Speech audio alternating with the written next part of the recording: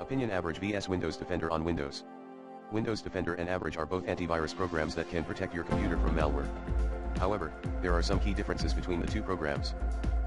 Windows Defender is free, while Average has both free and paid versions. The free version of Windows Defender is a good option for most users, but the paid versions of Average offer additional features, such as a firewall and password manager.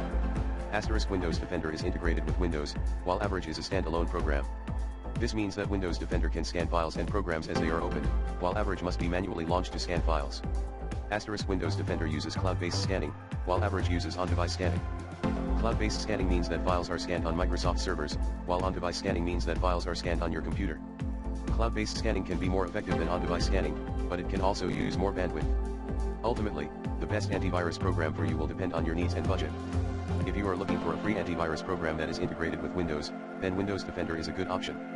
If you are looking for an antivirus program with additional features, such as a firewall and password manager, then Average is a good option. Here are some additional things to consider when choosing an antivirus program. Malware protection. The most important feature of an antivirus program is its malware protection. Make sure that the program you choose has a good track record of detecting and removing malware.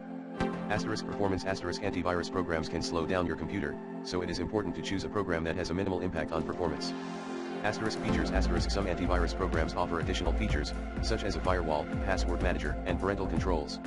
If these features are important to you, make sure to choose a program that includes them. User interface. The user interface of an antivirus program should be easy to use and understand. If you are not comfortable with technology, make sure to choose a program with a user-friendly interface.